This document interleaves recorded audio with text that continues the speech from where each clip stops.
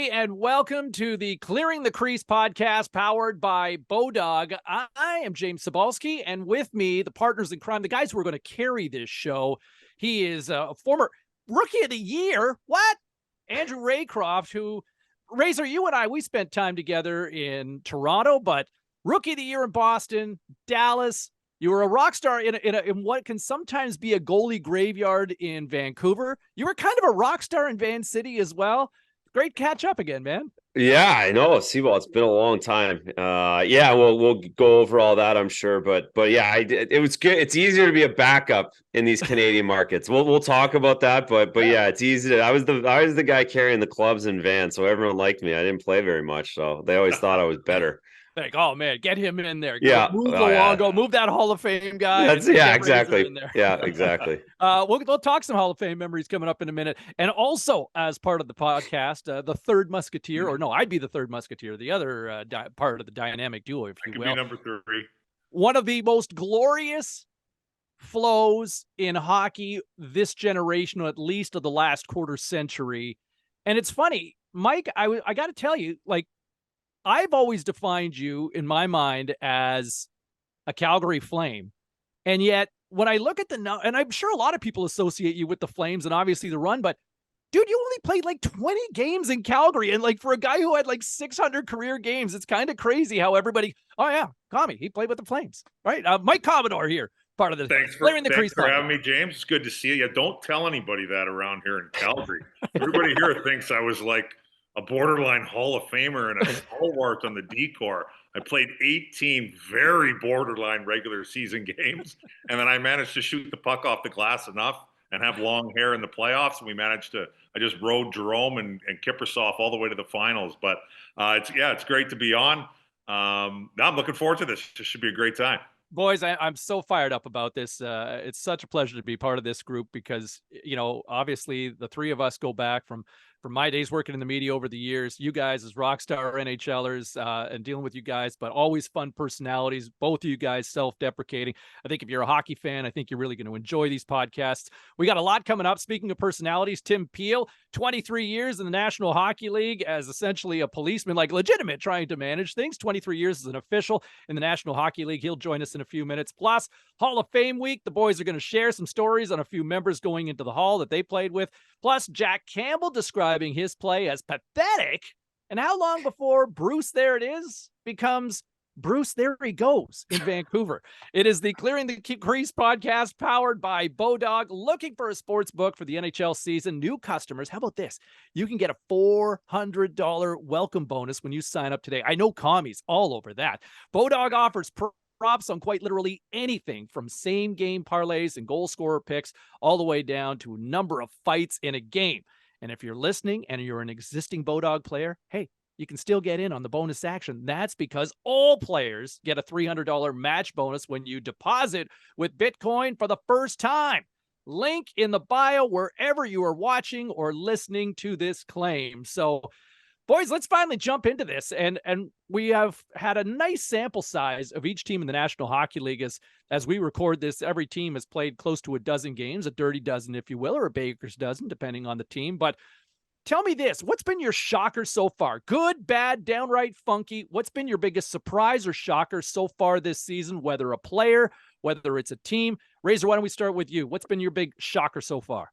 Well, I'm here in Boston, so that's been one of the big stories. Certainly, the run that they've gone on here right off the start, without a Marchand, without McAvoy, still hasn't gotten the lineup. That was very shocking. Through 13 games, they've got 11 wins. They're right there with Las Vegas. That's surprising to me. I think the other thing that's surprising, just kind of in more in general, is how everybody else is 500. There's basically the Bruins, there's Vegas, and everybody else is 500 other than the Stinky Blues, who are just in town and have lost 7 in a row.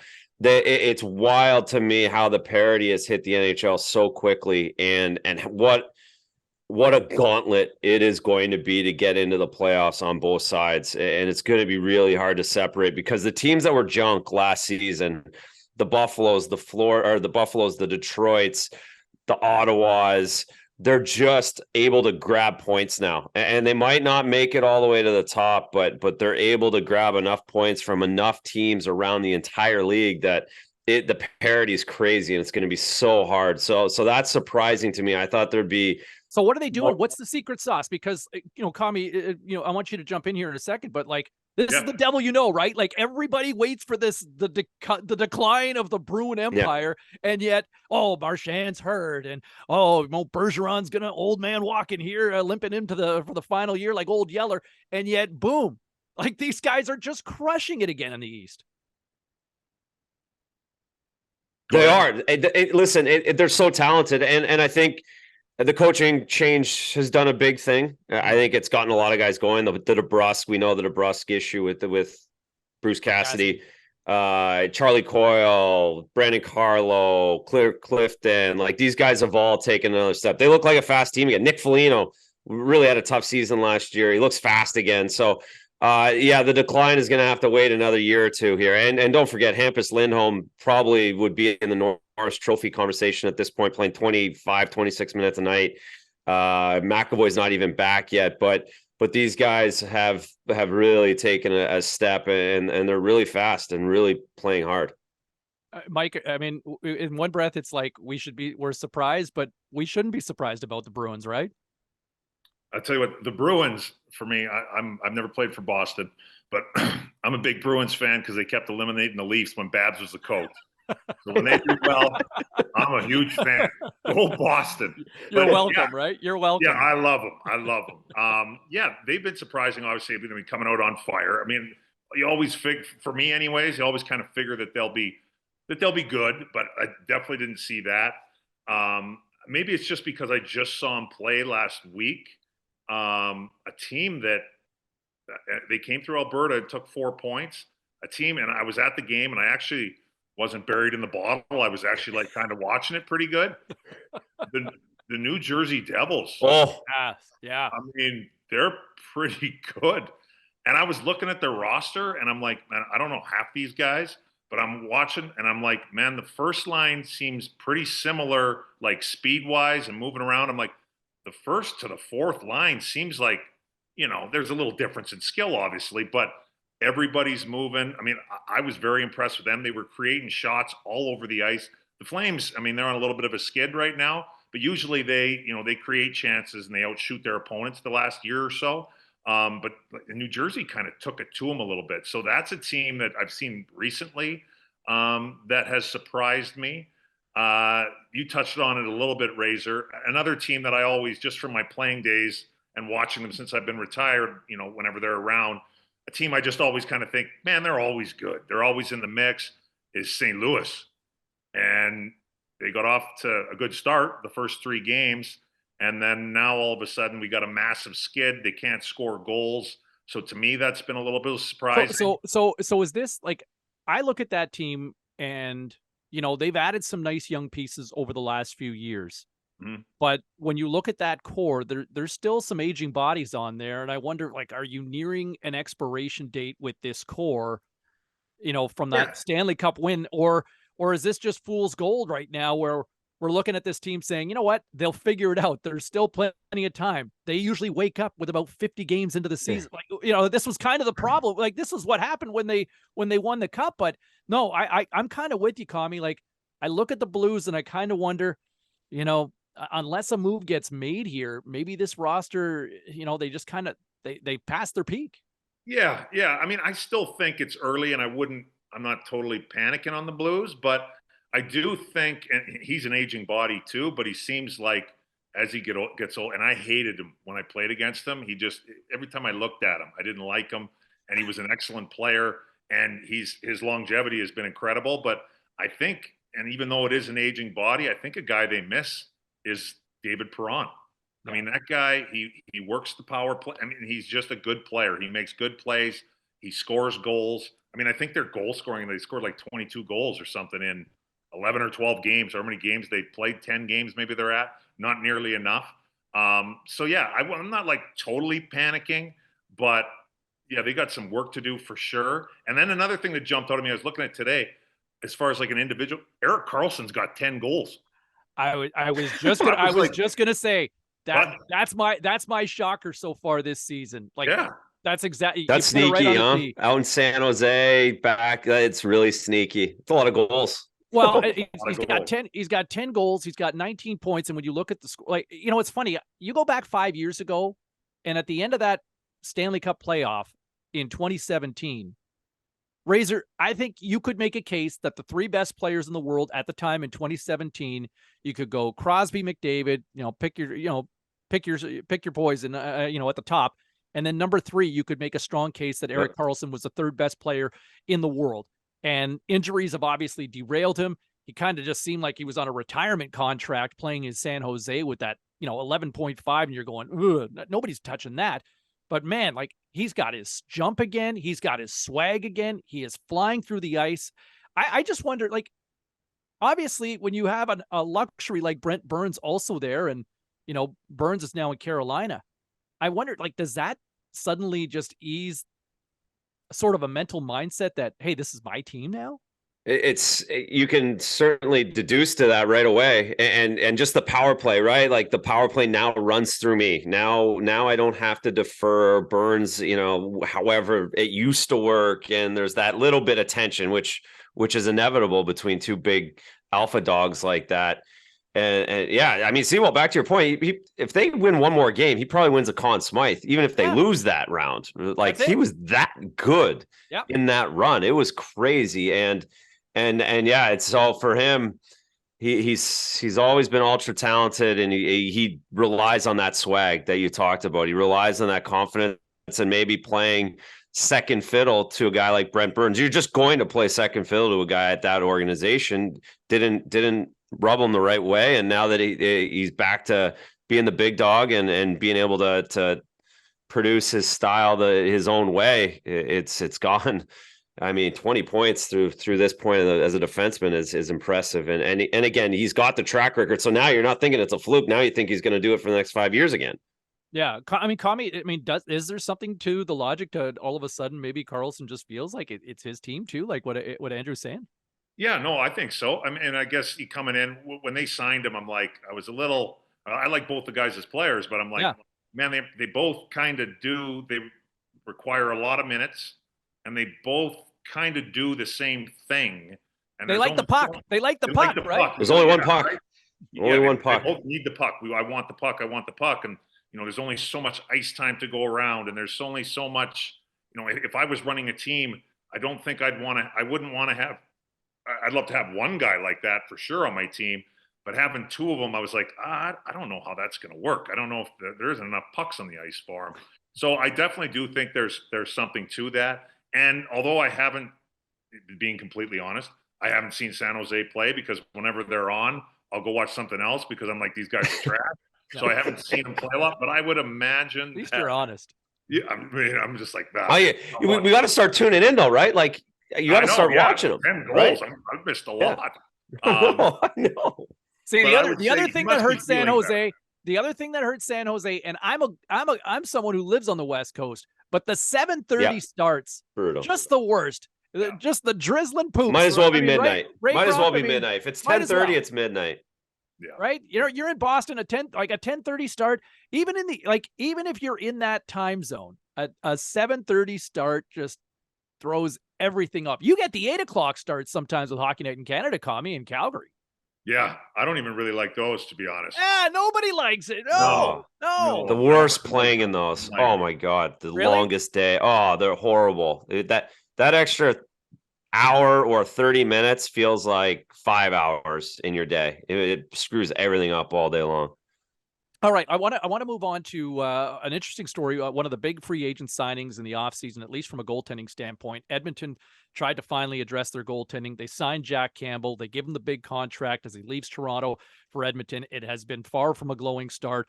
Campbell right now, through the first start of the season, he's got a goals against average well over 4. He's got a save percentage at .874. And, this is not, 2 games into the season, right? We're a significant sample size. And he's quoted a couple nights ago after a game where he said, I appreciate the honesty, but he says, quote, I just haven't been brought my best. Frankly, it's just been pathetic the way I've been playing. I owe it to this team to bring my A game, and they haven't seen it yet.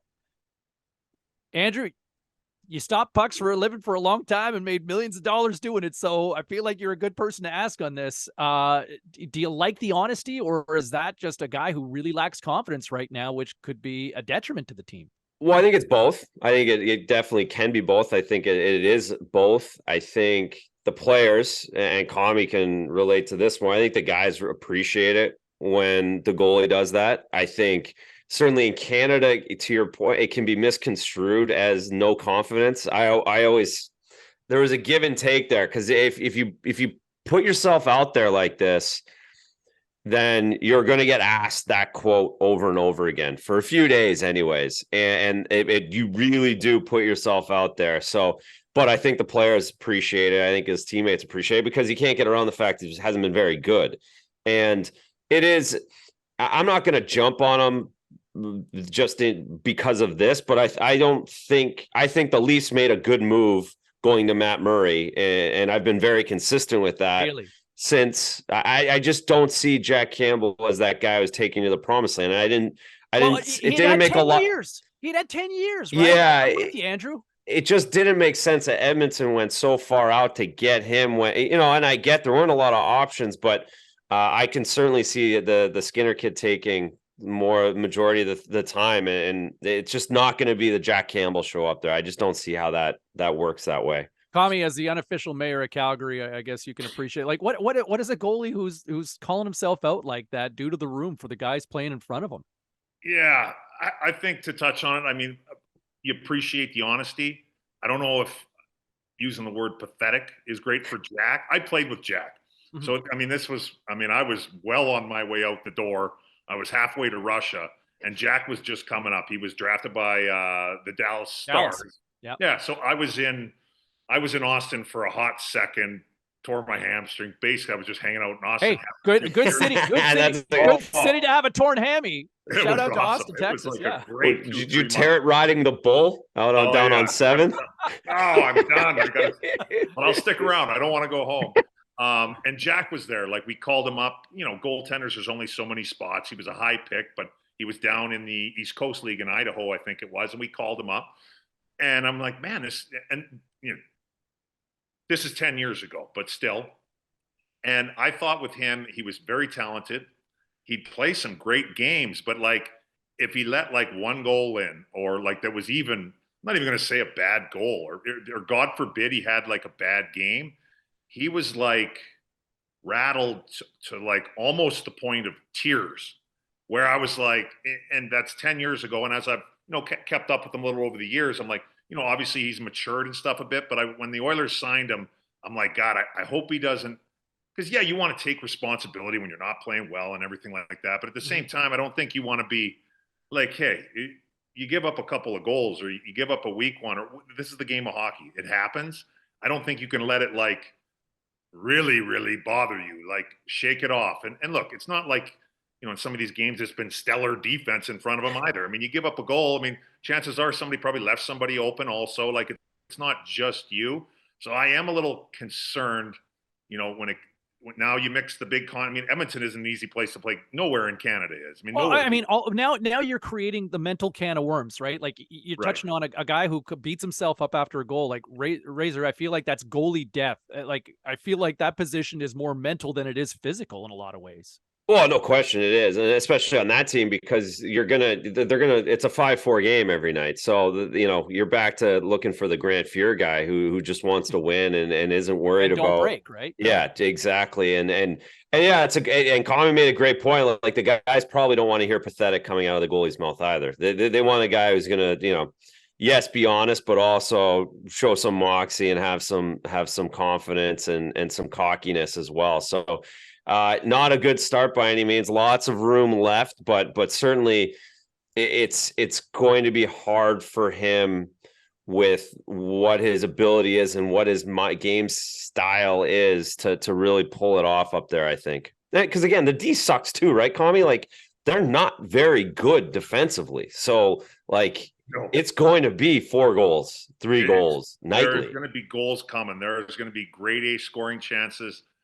Their decor, they got some nice pieces, but I would not say by any stretch of the imaginations that they play even remotely tight defense. I mean, there are opportunities all over the place. So I just hope when you like mix the big contract in for him, that he needs to get to a point where, okay, that went in, whatever, let's go. I'll get the next one. And just, I hope it really doesn't start bothering. Well, I mean, I guess as a Flames fan, I'm fine with it, but they love him down here right now in Calgary. But I think for his own good, he just needs to just shake it off, fuck it, so to speak. And I'm going to get the next one and not try and get in his own way, if that makes sense. I mean, you picked the wrong city if you're looking for shutouts, right?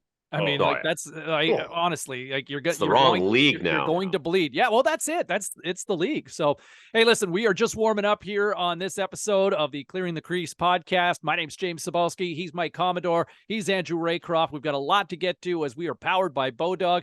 And our special guest here on the episode's coming up in moments. He is 23 years in the National Hockey League.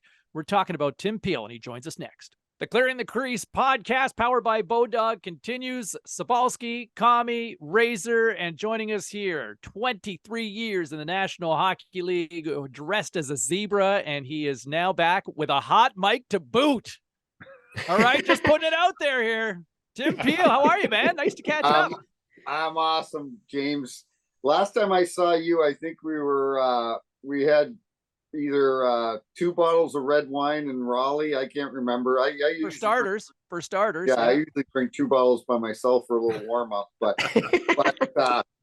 no, we had fun. And Razor and Commie, it's good to see you. Razor, I was watching the Blues last night. Obviously, living in St. Louis for 21 years, I've become obviously a Blues fan. And pardon my office right now, guys. I don't want you to think that the wife kicked me out of the house, because I actually have a nice office at home, but I'm actually, Razor and Commie, I'm at the Blues practice facility. And you guys will appreciate this, because you know how much the Blues have given back, ex-players and the alumni to St. Louis. The team that my son plays on is coached by Jamal Mayers, Joe Vitale, Matt Lashoff, and I'm considered a coach, but I know my role on the team, and that's to pick up pucks and push pylons. But yeah, Jammer got us in. Jammer's out, he's out in the hallway. I should go get him for a guest appearance. But man, you're building a roster of energy line guys. I know. So dump it off the glass and go chase it, right? Well, you got Bud Lights in the room. I love that. What's that, Commie? Got some Bud Lights in there. I love it. The alumni knows what's going on. You know it, buddy. There's a fridge full of them right now. We might get something. Never know. And I'm definitely, you know what? It's perfect. My wife's sick. She's got the flu, so I'm going to go home after we leave here, and I'm going to go down the basement. I'm going to crack open a bottle of wine and stay up and watch the late games. So I'm looking forward to it. You got it all figured out. I'm feeling. I got it all figured out. When she says I'm going to bed, I go, oh, that you just gave me the green light to go downstairs. Like, perfect. Peelsy, I feel like at this pace, you might make it till the end of the first period for the late games. You're going for the grape after the beer already. I mean, you're gonna be in fine form. Listen, I have trained for this for 5 decades. Okay, veteran. But Razor, I saw you last night on Nesson, buddy. You did a great job. I appreciate it, Peele. I appreciate it. You look good on there. And Commie, yeah. I'm really disappointed, because last fall I played golf with Bobby De Niro. Told me never to name drop, but I am going to name drop here, because last fall I went to visit Panger up in Michigan, and I played with Kenny Holland and Yzerman at Oakland Hills before Oakland Hills got burnt down. Yeah. And Kenny's like, Peelsy, we got a spot open. Why don't you come to? This was last summer, and he goes, why don't you come to wherever they were last year? And I know you went on the trip. Europe. Yep. Yeah. And I kind of had a little shit going on in my life last summer. So I'm like, you know what? You guys probably didn't hear about it, but nope. So I'm like, you know what? This isn't the summer to do it, but hopefully I can go on that trip with you guys one time, because I heard it's phenomenal. We'd love to have you, and there's always spots available for sure. Ken's crazy. I hope you love golf. Timmy, you better love golf. He's the best. You guys are. First of all, I know how you like to get into it after golf. I don't know how you played 36 a day over there without a golf cart. And like I don't play it, like Panger and I play at the same course here in St. Louis. And I don't golf if I can't take a golf cart. So I don't know how you do it. I give you a lot of credit for doing it, man, because I'm sure there were many days during that trip that you were like, oh my God, I just want this. It was like the March of the Living Dead, but don't give me too much credit, because although I did physically kind of play the 36 holes, I actually really only played about 12. Commie, that's an all-star team that you could field goes on that trip, right? Like who like Karlsson's done that. I think Bertuzzi does that in the past. Well, Doug Armstrong won all the money this year, right, Commie? He won you know what? We won't talk about. He ran away with it. Doug was on fire. He ran away with it. He was number one on the money list. He played great. Shot a 71 on a course that I don't think I don't know if Royal Dornoch 71. Jeez, I was giving him like 3 aside, and I think I shot about a 95. What a pounding! Oh my God, I wasn't even playing with Doug, and I'm like, man, this guy is good. Hits it straight. He chips it good. He putts it good. I'm like, his swing is nice. I'm like, this guy. I know you. I know you know Army pretty good, and trust me, I'm watching. We're in the kids, our kids, and Jamal, and we're watching the Blues game in the room next door. When the Blues are losing to Philly, and this will be number 8 if they lose tonight. Army is not a very fun guy to be around when the Blues aren't winning. It's the same thing with golf. If he's not playing well, he can be very grumpy, as you know. So. Well, he was awesome on the trip. He played great the entire time. So he was friendly as could be. Yeah, he's a front runner. That's what he is. He's a front runner. Hey, Timmy, we kind of glossed over it just a few minutes ago, but we touched on the Blues and how we were kind of surprised in terms of where they're at this year. But obviously, you're there, you're living it, breathing it in St. Louis with a much closer look. Wait, what's wrong with this team right now? What stands out? You know what? It's that's a great question, and I know this sounds stupid, but when I watch, I love watching Buffalo right now. Love watching Jersey, even though Ottawa's lost 5 in a row. But I'm watching that Buffalo game the other night. They beat Pittsburgh, and they were I think they were losing 5-3 to Pittsburgh at home in Buffalo, and they came back and won. And I know I'm just a ref. I didn't play it, so I don't understand the inside of a dressing room. But I do know when a team, when you can tell that they really care about each other and they like each other. And I'm seeing that with Tuck and Tage Thompson and the rest of that team, and Donnie Granato. You know, I'm good friends with Tony. He's one of those two guys are the salt of the earth. I'm sure those players want to play for Donnie, but I see a lot of chemistry with that team. And unfortunately, I hate it when people say, "Oh, Perron, they shouldn't have signed him." Listen, he's one player. I get it, but Perron and Tyler Bozak were a great influence in that dressing room. They kept things light when things weren't going well. They were the ones that were always talking. Like Ryan O'Reilly, you know, I tell my son, we go to a Blues game, if you want to emulate somebody, forecheck, first guy back on the back check, the guy works his butt off the entire game. That's who I want you to emulate. But right now, I don't know if the chemistry's there in the room right now. And you can't listen. Binnington has played phenomenal. Like so it's not on the goaltending. Something's not working there. Does Vladdy want? You know, Vladdy I think still wants to be traded. That's got to be a distraction.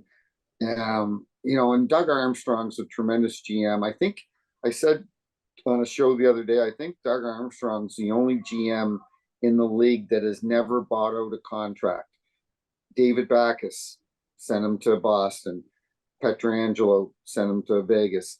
Backes eventually got bought out. I'm not saying Petro's going to get bought out, but you know, he just doesn't. He doesn't sign people with, well, what have they done for us? He signs them for what they're going to do, and he's going to have a tough decision coming up because O'Reilly's an unrestricted free agent, and I hate to say it, but maybe Ryan's letting him off the hook here because right now, if he didn't sign him, the fans would say, yeah, I can't blame you. So I'm hoping they get it back together because I don't know if you guys ever played with O'Reilly, but I just know him as a person and when I refed him and just a tremendous guy. And listen, Tage Thompson's a great story.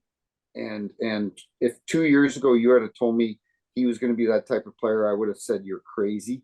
But I'm sure that I know they would still make that trade. They won a cup, and Ryan O'Reilly to me is the spoke that turns the wheel, and that's why they won. Was big reason was because of him. Yeah. Talking to Tim Peele here, 23 years in the National Hockey League as an NHL referee. From an officiating standpoint, a couple of things, something that really jumped out at me from a few days ago, and from a family you're quite familiar with, being a guy living in St. Louis. Matthew Tkachuk gets 2 games for getting the blade right into Jonathan Quick's mask.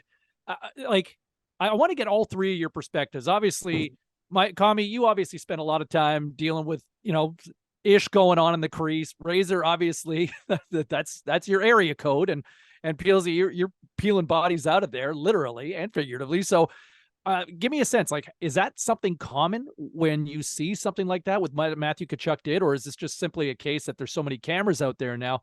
It feels like a total no-fly zone, but is it common? Do you see that regularly as an official? No, you don't. But to one point before I talk about Matthew, because I've known him since he's been 5 years old, and we know what an incredible family they are. You just brought up a very good point, James, about the cameras. I talked to Steve Paps the other day. He's one of the producers for the Blues broadcast. And I said, 10 years ago, Steve, I go, how many cameras would you have at a Blues game? And he goes, 4 to 6. Yeah, I go, how many? 5, yeah. And I go, how many do you have now? He goes, 10 to 12. And that basically, it now we get into the officiating where things get missed and so on. The things have changed, but going to Matthew, that's why Florida got him. That's Huberdeau's an incredible player, very talented. I think all of us agree they were missing that grit that they didn't have last year in the playoffs. And if I'm a player, Matthew may cross-check you in the face. Like you don't know what he's going to do, and that's the type of player that I want to have in the team. I think that from everything I've heard, players love him down there. He's fit in very well. But no, normally you don't see that. But you know what? It's just an eye, right? It's just an eye. Razor, that ever happened to you? Just an eye. Razor, that ever happened Listen to the rap. Holy shit. Has that ever happened to you? Anybody try to go for your eye? No, not on purpose. No, I did have a stick go through in juniors that did that. It isn't. It can't. It's not. It won't turn into a Brian Berard situation, right? It really isn't. It's not so dangerous that you're gonna take someone's eye out doing that. It is a no-fly zone. It's it is a cheap, dirty play to be able to do that and get it in there just enough to be ratty. There's no question. I thought the 2 games was fine. I wouldn't give them more than that. I'm not saying throw the boys. Just all right. Don't do that again. Don't be a knucklehead. Like Peelsy said, though, it's only an eye, right, Connor? Yeah, it's only an eye. It's only an eye. So again, it's antagonizing as it is anything else. But there's a million other things he could have done too that don't require sticks near your eyes. Okay, Peelsy, and I want Mike, because you had enough battles in there. Who was the greasiest to deal with, in front of the net, with a net front presence who might have been maybe willing to walk that line or just be that total shit disturber? You know what? And I've watched Matthew a lot here when he was in Calgary. Yeah. I love him as a player. I don't know him real well. I don't hang out with the guys off the ice. Those days are long past. But as a player, I loved him, and I give him a world of credit. He is a shit disturber in a day where there aren't nearly as many of them. And, it's what is this guy going to do tonight? And there'll be nothing going on. Then all of a sudden he'll do something and all hell breaks loose. And like Tim said, I would love to have a guy like that on my team. The first guy that comes to mind when I think of Kachuk, and I don't know if this is totally fair, but I guess for the shit disturber, you never know what you're going to get and what's going to happen. He's kind of Sean Avery-ish. It seems like he talks a lot and he gets guys riled up. But at the same time, and like Sean too, at least from the when I played with him, Sean could back it up a little bit too, for sure.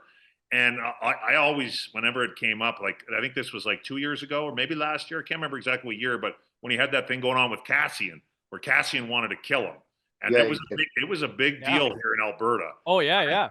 I Well, think it was everybody wanted to see it across the in the hockey world. It was. Yeah. It was a. Go ahead. No, and I would say Aves would be able to get this. Like, he's very good at it. Like Aves, Very good. and like completely separate the off ice, because I don't. Let's not mix those, because I know you're not doing that at all. The on ice stuff, Aves would be able to get his stick in a goalie's mask like that in the exact same way. Like, that takes talent. Like, you have to like have good hand eye. You have to figure out what you're doing and like really think about it. And Aves was very good at it, and I can't agree more. Kachuck is good. He's so smart, and he knows exactly what button to press on what night against what opponent, and that's what Sean was good at as well. Well, and you know what? We saw it when Matthew went to Florida, and they said, "What do you think about playing against Tampa?" And right off the bat, he didn't miss a beat. He goes, "I hate them," and he goes right at Kucherov the first time he plays them. Right at Kucherov. And Tampa scores on the power play. Florida loses the game because Matthew went at Kucherov. But I guarantee you, they will draw penalties against Matthew this year. Kucherov will pout. I love Kucherov, but he pouts. If he gets hit, he slashes. He doesn't like to get hit out there. Matthew's going to run him every chance he gets. And he's not like Matthew's a smart guy. And listen, trust me, if Walt didn't agree with everything that Matthew was doing, Walt would bring him, reel him in a little bit. But Walt knows what he's doing. He's setting it up for 20 games from now. 30 the long games. It's the long game, right? Timmy, we got to get wrapping up here in a moment. But how do you police a game or a scenario like that where you've got a high skill guy who's got multiple cups, who's an MVP caliber player like Kucherov, and he's battling with a guy who is a total crap disturber like Matthew Tkachuk? I mean, where's the line in terms of allowing the physicality to go, but also allowing the skill to kind of shine? Because as you mentioned, you probably know in terms of how to manage a game with the personalities, one will pout, one's going to be walking that fine line right from the get-go. So how do you manage those sorts of personalities? No, and that's a great question. Stephen Walker, who's the director of officiating for the NHL, he'd always tell us, he'd say, I don't want you guys to go out there and take the emotion out of the game. If you take the emotion out of the game, that just sucks the energy out of the building. He goes, think about it like a boiling pot of water. He goes, I want you're making craft dinner. I want that water boiling to the top. Our job is to let that emotion get as high as you can get. And then we step in and go, okay, you've stepped over the line now. You've stepped over the line. But with players like Kucherov and Matthew Tkachuk, you kind of let them figure it out. And when you need to step in, you step in. But usually it's not those two that are going to probably get the penalties. It's going to be, good buddy of ours, Pat Maroon or somebody else. So I don't know. I the biggest thing, like Brian Boyle said to me one night in Tampa, he goes, he was yelling at me from the bench, and he came out on the ice, and he goes, Peele, I'm sorry. I go, looked at him straight in the eye. I go, don't you ever apologize for being emotional.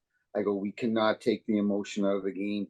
And that's, I'm hoping that, and I know Mike and Andrew played in an era where there was a lot of emotion, and some nights we don't see that as much as we should, but that's a good thing for our sport. We need emotion in our sport. We need people to hate each other, and the referee's job is to come in and control it, but not to overreact. Heat sells, man. Commie, Razor, I mean, rivalries, right? Like, what are the hot tickets when, whether you're in Boston, whether you're in Toronto, whether you're in Calgary or Carolina? I mean, it's the rivalries that ultimately put the butts in the seats. Peelzy hit it right on the head right there, like where you let it get up, don't let it get out of control, but you have to let it get up. And like I kind of touched on, that Kasian Kachuk thing was massive. Amazing. It was amazing. Oh my God. It was funny. It was all over the place. Everybody was talking about it. Like, there hadn't been anything like that go on here in a long time. And like, people could not wait until the next time the Flames played the Oilers. What's going to happen? Kasian's going to tear his head off. And you know what? To Matthew Tkachuk's full credit. I thought, because I didn't know Matthew at all, and I'm like, man, he's going to get killed. There's no way. And to his credit, he got right in there. I give him full marks. I was like, wow, I had a whole new respect for him. Walt told me, and I know he won't care, but Walt told me before that next game, I said to Matthew, you got to fight him. You have to fight him. You cannot not fight him, because if you don't fight him, you're going to lose all credibility in the league. Whether you get the, kicked out of you, you got to fight him. Yeah. Exactly. Yeah, he did Race, well. you like those games too? Oh, Even of course. you never seemed like the overly emotional guy as a player, but you just No, players, right? that's why you play. I mean, that's why we all play, and there's nothing better than as a goaltender being able to watch and being involved and feeling that it revs everybody up. So yeah, there's no question the league needs more of that on a consistent basis. I think there's more than enough nights that guys are happy to just skate as fast as they can around the ice and win or lose 4-3 and go on to the next city. The nights that are fun in the league that stand out in the league now are the emotional ones. Yeah, and you know what? Not to. It's good sometimes when the ref miss calls on the ice. Like, well, that builds it, right? Yeah, I know that sounds ridiculous, but it's okay if someone gets run and all of a sudden that game now, that's not a bad thing. Like I was saying to the guys the other day on Sirius on NHL radio ago, our referees are never going to be perfect. You cannot expect them to be perfect. If you do, I know Jack Edwards does. I love Jack, and I was listening to him last night. But that's an unrealistic. He just wants to be perfect one way. That's all. But that's an unrealistic expectation. It's good when sometimes things are missed, because that's what makes our sport so good, is the passion of our fans when the building's chanting "Ref, you suck," and you're at Madison Square Garden and they're chanting "Peelsy, ref, you ref, you suck," and I'm like, I'm from a town of 1,500 people in St. John, Brunswick. I grew up in a trailer park. I was adopted. I got Madison Square. I got New Yorkers, chanting that. That's the best, but that's good for our sport. We need emotion. We can't lose that. Hate is a very strong word, but hate sells a lot of tickets in any sport. And Muhammad Ali figured that out long before he became Muhammad Ali. He learned how to make people say, I want to pay money to see this guy get his butt kicked long before he became the people's champion.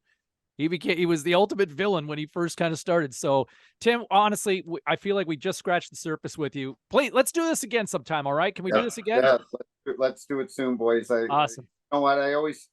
I've known James for a long time, and I always respected Andrew and Commie when they played. And you know what? 99.9% of the people in the hockey world are good people, and it's what makes our sport so good. And so, yeah, I'd love to join you guys again. We'll talk about some other stuff. Commie and Razor are just the that 0.1% there that aren't. Yeah. I always respected you too, Timmy. Thanks a lot for coming on, man. Buddy. That's awesome. Thanks, pal. Thanks, Timmy. Thanks for having Tim. me, boys. There he is, 23 years in the National Hockey League and sharing some stories here with us here on the Clearing the Crease podcast, powered by BODOG. All right, it's time now for the BODOG Clearing the Crease prop build. All right, here's what we're going to try to figure out. Three great minds, and I say that with quotes, right? Trying to figure out. What we're going to do is we're going to create a prop bet that you can go play all season long on BODOG. And so here we go. Who's coming out of the East? Who's coming out of the West? What is our Stanley Cup final prediction? Can we come up with this? I mean, Boston's obviously running away with it right now in the East. Is there a market correction? Tampa 4. I don't want to bet against Tampa right now. I'm going to say that in the East based on the Lightning having been there for 3 previous straight years. But I don't know, guys. Where do we want to start? Let's start in the East. Go, Commie. Okay. I mean, I'm fine with both those teams. I don't like betting against Tampa. That is for sure. Boston is on fire. That is undeniable. I do still like Carolina. I like Carolina. I think they should be at least in the discussion. We trust the goaltending. We trust the goaltending. I mean, I don't love it, but Darcy Kemper won the Stanley Cup, so you don't need it's different now. It's different. Yeah. I don't mind Carolina. I don't mind Carolina either. I think I think we talk about, I mean, the Boston, I'm always skeptical, even though I mean, Patrice Bergeron is my favorite player in the NHL, an old roommate of mine. I would never bet against him and the group that they have, the Marchands, but I'm always skeptical of the 11-2 start to start the season. I think you're going to, it's just hard to win a Stanley Cup running the table all the way through, which, because I don't think they're dropping off. Like, I think they're going to stay near the top all the way through. I like the Carolina take. Commie and I have talked about Carolina before. I think they're built for it. And of course, Tampa Bay, they're reeling off wins again. So I like any of those three. Let's go to the West and then let's come back. How does that sound? Does that make? I don't want to direct traffic for you, Seaball, but let's do that. No, I feel like that's fair. Okay, let's go to the West Coast. So we're gonna go San Jose. I mean, Karlsson can carry this team, right? He'll stay healthy for all 82 and then another 28 games. Right? Whole game. I'll tell you what. I mean, Vegas looks like everybody's back. But again, I come back to goaltending and Razor. That one feels a little more. I put it this way: I would trust Carolina's puck stopping more than I would with respect to Vegas. Sure. Yeah. You know what? They're struggling right now. I'm gonna say Calgary. I'll chime in there. I don't want to seem like a homer because I'm not. I am not a homer. But James, I'm with you on that one. I'll go. I kind of like the fact that there's the adversity. Yeah.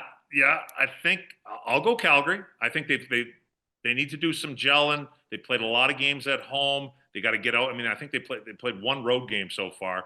I need to get out. The new guys need to settle in. Huberdeau hasn't been great, admittedly so. He hasn't been very good. So I think that'll start to come around. He can't be this all year, I wouldn't think. So I'll go Calgary. Okay, Razor. Well, for the record, we just spent 3 minutes of that, and we didn't even talk about Colorado. Just so everyone, like, we just glossed over Cale Makar and Nathan McKinnon. No big deal, right? Like, back to back stuff. Maybe we should just show ourselves out the door now. Yes, I think we should do that for the fact we didn't bring them up first. So for that, I don't love Calgary. I don't. I apologize, guys, but I can see how the adversity, the team makeup is one like Carolina who will find their way come playoff time. So I'm okay with taking them out of the West for the sake of the parlay. I just won't be cheering for it. Here's what I wonder about Calgary, and this is what makes me nervous after watching them here in Vancouver for a few years. Jacob Markstrom struggles with a heavy workload. And in order to win a Stanley Cup, having to play every other night, Markstrom has shown a history of breaking down or just starting to deal with fatigue. And unless the Flames are willing to use, put it this way, if Calgary's going to win a Stanley Cup, Vladar will see action at some point in the postseason or at least get a start. And I think that's going to be essential for the Flames if they hope to win. Yeah, well, it's going to be essential for every team. You're going to need both guys in the playoffs. So, because again, that 2-month stretch now, you just need both guys to show up come playoff time. And that's why Carolina, you can talk about the Bruins, a good tandem. Tampa Bay, just Vasilevsky doesn't count because he's the only one. Yeah. He just plays every night. He's an absolute machine. So it's a good point, Seaball. You're going to need both guys for sure. Okay, so we're going to go, are we going to go even though Razor, you made us all look like shitheads by excluding forgetting Colorado. Yeah. We're gonna go Calgary in the West, and then what are we down to? Carolina. Well, no, we got to go the Commie Cup. The Commie Cup. There you go. So we're going Carolina, Calgary. Everybody. I'm a winner right away. the escrow smasher. Or the escrow escalator cup. That's what that is. The escrow escalator. Wait a minute. Couldn't the Commie Cup also be Tampa and Calgary? Well, it could be a couple other ones probably too, right? Yeah, almost 94 Cup redone again, right? Yeah, there's a lot of options in the Commie Cup for sure. Okay, well, there you go. We're serving this up with a bit of an asterisk, but there you go. You can find the Clearing the Crease prop bet all season long on BODOG. By the way, you know who likes free stuff besides just Razor and Commie and myself? Everybody loves free stuff. And how about a free jersey? Well, all you got to do is reply to this video with a question you may have for us. And if we use your question, we're kind of selective. We're a little elitist this way, but you can win an NHL jersey courtesy of our friends at BODOG. So this week's question comes from Adam in Scarborough, Ontario, and he has this question, boys. Last week, the Leafs were ready to punt on Sheldon Keefe. He was ready to be fired. And then after a big weekend, wins over Boston and Carolina, one of our Stanley Cup predictions. Now they look to want him extended. Are the Leafs now back on track after their awful start? Razor? Well, no, I mean, they're going to want to fire Keefe and Dubas at least 6 more times by the end of the season, maybe even by Christmas or the new year. That's certainly going to happen. Talk about goaltending.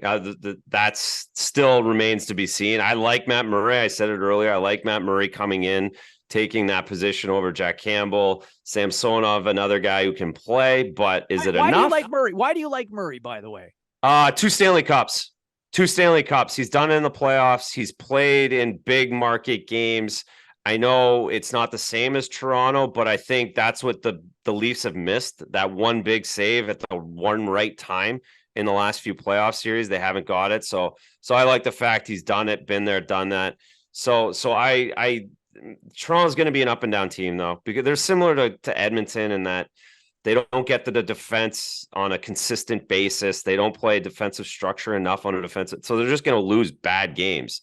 But so they'll fire a bunch of guys 5 times, the fans. But at the end of the day, they get in the playoffs. They're just too talented not to. Commie? I'll be the first to say that I'm really, really jaded or biased or leaning, or whatever the word is. Keefe replaced Babs, and it's the same group of guys. I was definitely not cheering for the Leafs when Babs was at the helm. When Keefe came in, Babs got fired, more importantly. I was pumped. So I am really, really hoping they get it together. I would like that they keep Keefe. I would like to see this group do very, very well. I hope they don't run into Boston in the first round. So, I mean, are they bad? They were, like Razor said, I mean, it's early in the season. Things are going to go back and forth. You're going to have a couple of skids or whatever. But for me personally, I really hope they're back. And I do think they are a threat for sure. Well, everybody screamed, run it back with this team. And they have stayed the course with this core, and they ran it back. And to want to punt on Sheldon Keefe right now with the amount of loyalty that they've shown with this core, plus given the amount of money that they're paying Babcock, yes, I get MLSE has, unlimited resources, but I think there comes a certain point where it's like, how much do you want to spend on fired coaches? And I think that's probably partly why I think Vancouver's a little reluctant to do anything right now with Bruce Boudreau as well. So I'll say this. I think it was a huge weekend for the Leafs. I think goaltending is going to be an issue depending on, the health of everybody and just how sustainable it's going to be. I don't quite trust Matt Murray as much as you do, Razor, and partly because having grown up in the Ottawa area, didn't end well those last couple of seasons, despite the optimism. So I'll say the Leafs are back right now with an asterisk, but I mean, ultimately this team's going to be judged by the postseason. And I think that's a huge mental hurdle that they need to get over. Boys, this was a lot of fun. Thanks for letting me hang out with you guys again. Yeah, great to see you. For both you guys. Great to see you, James. Yeah, great to see you guys. Happy birthday, Commie! Just celebrating his 25th birthday. Well done, Commie. Earlier this month. So. Well, why don't we get out of here, and we will do this again, hopefully again, real soon later on this month. But the Clearing the Crease podcast is powered by BODOG. Again, if you're looking for a sports book for the NHL season, new customers get a $400 welcome bonus when you sign up today. BODOG offering props on quite literally anything from same day game parlays and goal scorer picks, all the way down to the number of fights in a game. Commie, they're talking your language, buddy. If you're listening and an existing BODOG player, hey, fear not, you can get in on the bonus action as well. That's all because all players get a $300 match bonus when you deposit with Bitcoin for the first time. Link in the bio from wherever you are watching or listening to this sexy podcast. Yeah. All right. Thanks so much for listening, everybody. Thanks to our guest, Tim Peele. Don't forget to check us out on Twitter at BODOG.EU and use the hashtag Clearing the Crease. He's Andrew Raycroft. We love him as Razor. He's Mike Commodore. He's a commie, Yeah, well, a good one though. Anyway, and my name's James Cybulski. You can call me C-Ball. Thanks so much for taking the time for finding us and listening to us, and we will talk to you soon here on the Clearing the Crease podcast, powered by BODOG. See ya. Hey everybody, it's James Cybulski, Andrew Raycroft, and Mike Commodore, or C-Ball, Razor, and Commie from the Clearing the Crease podcast. And as somebody who's worked in the media for a long time, I love free stuff. And these guys love free stuff too. And I'm sure you like free stuff. And how about a free NHL jersey courtesy of our friends BODOG? All you got to do is reply to this video. And if we use your question, yes, ask a question, reply to this video. And if we use it, and you got to deal with Andrew and Commie, who are very selective when it comes to picking and choosing, well, you could get that free jersey. Ain't that right, Razor? Yeah, put a little thought into it. Don't just blast off a random general question. It's got to be specific. It's got to be well thought out. And then you can grab a Raycroft jersey and be booed around whatever city and town you live in. Yeah, put some thought into it, a little bit of intelligence. We'll pick it. Free stuff. Free jersey. Yeah, put some thought into it, as the boys are saying. Something those two never did. No. The Clearing the Crease podcast, powered by BODOG. Hey, it's James Cybulski along with Andrew Raycroft and Mike Commodore. You know them better as Commie and Razor. And we are the hosts of the Clearing the Crease podcast. Say that 3 times fast. Powered by BODOG. We got a great show lined up this week. Special guest, Tim Peele, NHL official for 23 years. And yes, he'll have a hot mic on him again. And of course, Toronto Maple Leaf talk. Are they firing their coach or are they winning the Stanley Cup? What goaltender is going to take them to the promised land? An injured one, a healthy one, guy off the street, Zamboni driver. We'll talk about that. 11 games into the season, we're going to go over what our biggest shockers are so far. I'm shocked that you were able to get that out of your mouth there, Commie. I am too. I hate these promos. Well done. Well done. See, so nervous for the promos. See, the chemistry is already happening on the Clearing the Crease podcast, powered by BODOG. Join us.